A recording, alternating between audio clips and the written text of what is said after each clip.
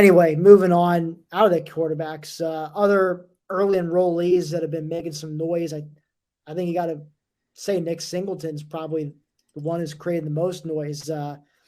He's been as good as advertised, and maybe then some. I was actually, I don't know if you saw it today on Twitter, Marty, but I think Penn State football shared some video of Jair Brown mic'd up for a practice, and towards the end, you don't see the play, but he said something about how, he's commenting on just how quick Singleton is, and says something like, "Oh, those Pennsylvania backs, man." I'm paraphrasing, but he had high praise for Singleton just after a certain play. So sounds like he's definitely wowing the veterans on the team, and I know Kevon Lee is. You probably would pencil him in as a starter for now, but it's not hard for me, at least, to see a situation where by game 3,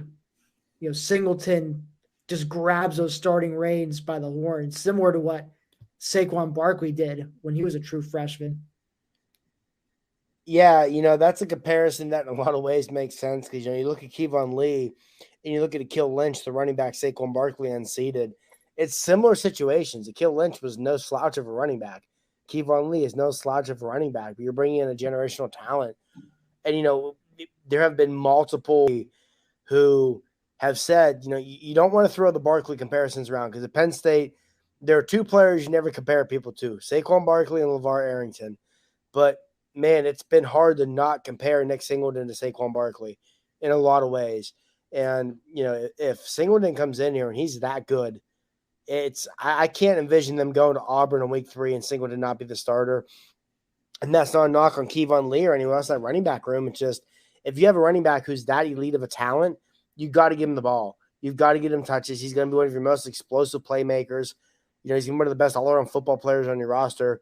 Very similar to how it was with Saquon. You got to get the ball in his hands. You got to let him make plays. And, it seems like that's what Penn State is going to be training towards doing. And, I think with Penn State, you look at some of the freshman talent on this team, some of the other guys, in addition to Singleton, you look at like a guy like Zane Durant, who has just garnered all kinds of praise this spring.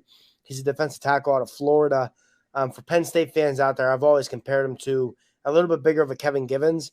Maybe overall he's a little undersized for a defensive tackle, but extremely explosive, extremely disruptive on the inside.